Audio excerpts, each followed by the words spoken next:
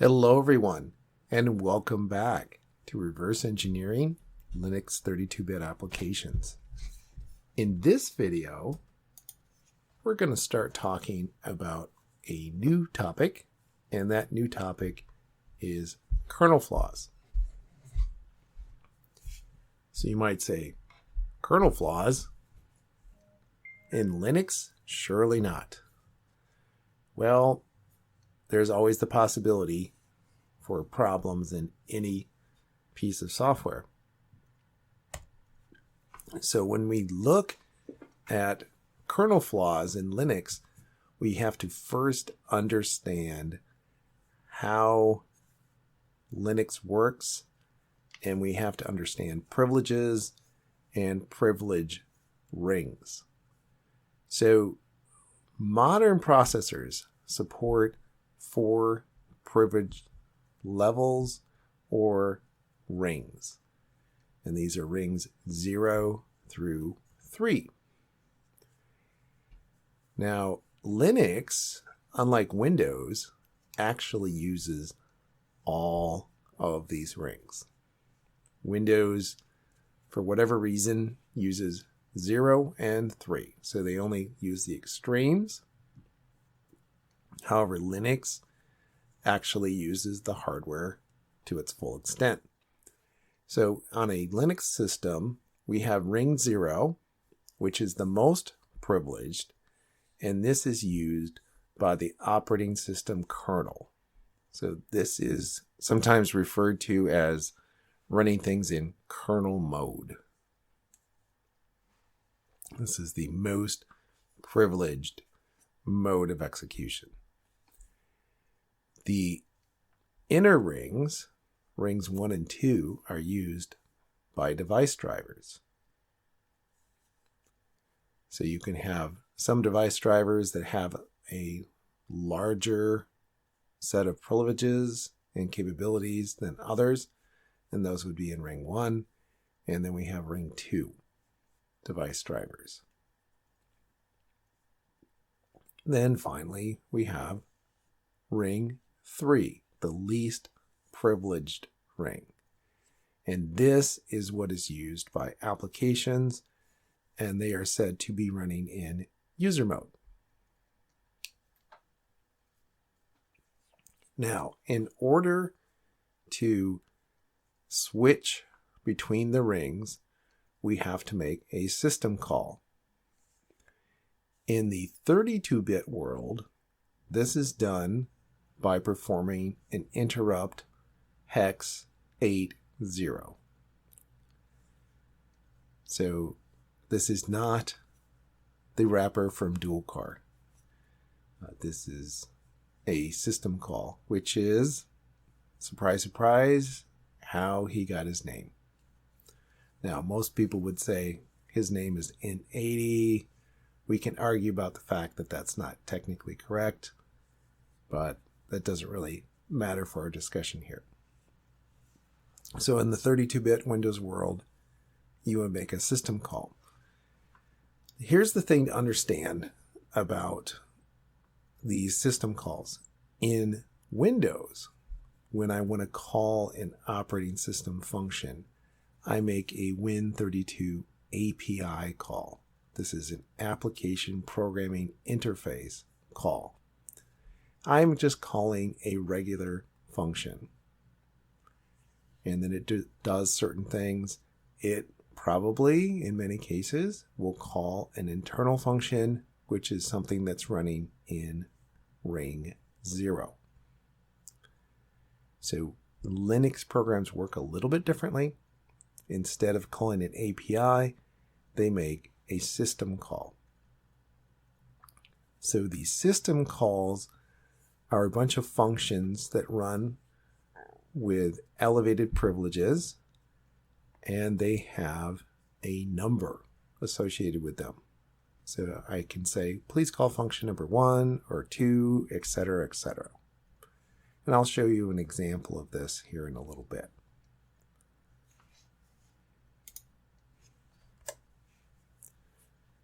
So what are some of the targets here? Why are we bothering to talk about this? Well, obviously things that are running in kernel mode have full access to your target, to your machine. So the operating system kernel is in ring 0. This is something you might want to go after. And of course, the device drivers also have elevated sense of access. They have better access and privileges than applications. So this is a great place to look for some flaws. Why? Well, it affects more targets.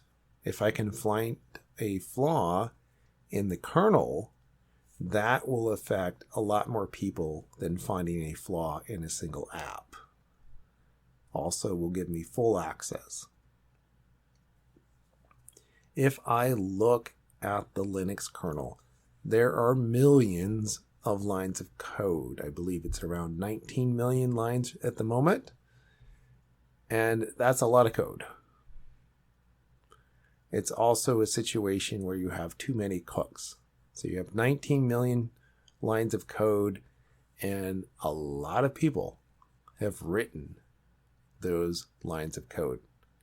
It's not just one guy. Yes, there is one guy that is kind of responsible for the kernel. That would be Linus. But he didn't write the whole thing himself. Not even at the beginning did he write the entire Linux kernel by himself. He started this project. He went online. He asked other people for some help. And now we have Linux as a result of that 25 plus years ago. So let's have a couple of quick examples that we'll look at to help you better understand how this stuff works. So I will start with a simple Linux program demonstrating the use of a system call. Now, in this case, I have a program which is 64-bit. Now, you might say, Phil, what's up with that? I thought this was a 32-bit class. And you're right, it is. However, it's slightly easier to see what's going on with 64-bit assembly when it comes to system calls than 32-bit. So we're going to start here, and then we're going to go toward 32-bit. So here I have a very simple program. It's Hello World in 64-bit Linux. Whenever I have a semicolon starts a comment which continues to the end of the current line. I have set up a couple of items. I said I have a global label called start. This is a label that says, hey, this is where my code begins.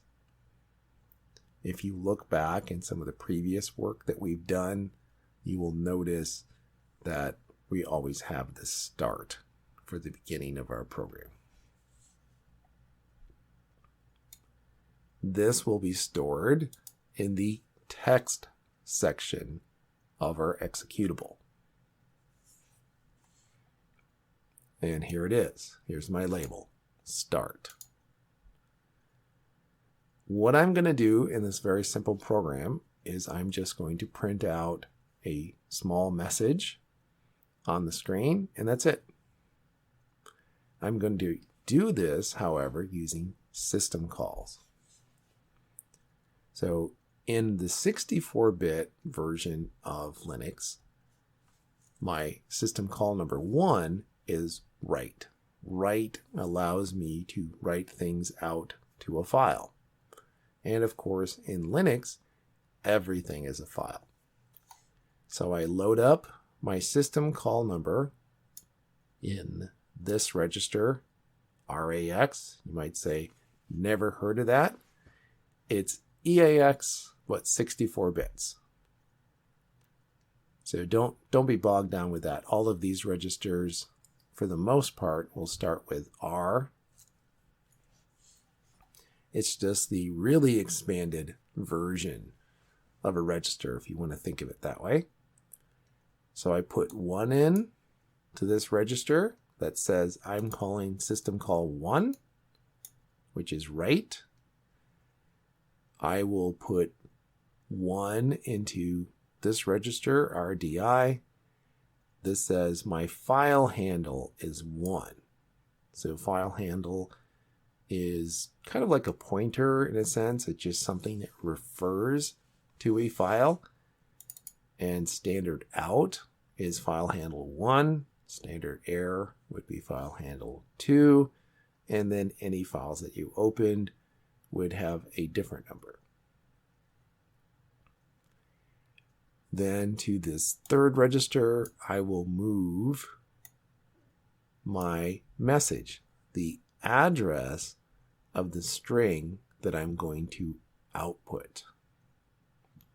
If I skip down here, I will notice I have another label. This label starts with this command, db, define bytes. What follows is just a few bytes. I have a string, hello Pentester Academy. This is followed by the value 10 or hex A, which is a new line. This will print out this message and then go to the next line. The next parameter, which is stored in RDX, is the length of my message. How many bytes do I want to write to this file, which happens to be standard out. Now what I've done here is I've used a little trick that you might know if you're an assembly programmer. I created another label, length. And in this position, I will store a value. And the value is whatever this thing that follows equates to. So I have EQ $, that's the current location, minus message. So whatever memory location len is at, minus the memory location that message is at, that is the length of my message. So I move that into RDX. So now I'm ready to go. In the 64-bit world, I call this function syscall, and that will invoke the system call. Once I'm done, I want to call exit 0. Remember that every function or program should call exit when it's done, and it should return a value. 0 means it was successful, and anything else means it wasn't. So I'm going to move 60 into EAX, and that's my system call. System call 60 is exit. And then I'm going to move my next parameter, my return value, into RDI. Notice RDI, second parameter, RDI, second parameter. Also notice I did something a little bit interesting here. I didn't say move 0 into RDI. I could have done that. But instead, I said, please XOR RDI with itself. And the reason I did this, if you ever are writing shellcode, you can't say move 0 to this location. The problem with trying to move 0 to a location is that it's going to say, there's a null, right? If I was using stir copy or something like that, it's going to truncate my shellcode. So instead, I do an exclusive OR of something with itself, which will always give you 0. And then I call my second system call. So there's that. It's pretty simple. Let me go ahead and compile it. I can use GCC. I can also use NASM. So you might just say, all right, let me do GCC on simple ASM, and I would like to output simple. And it says, I don't understand this, and all that, right? So let me go ahead and do this. Apt install NASM.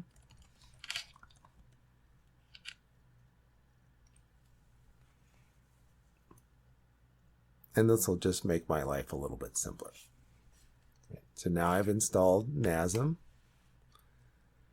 and I can say NASM simple ASM -F. My format would be ELF, executable and linkable format. And my output will be simple.o.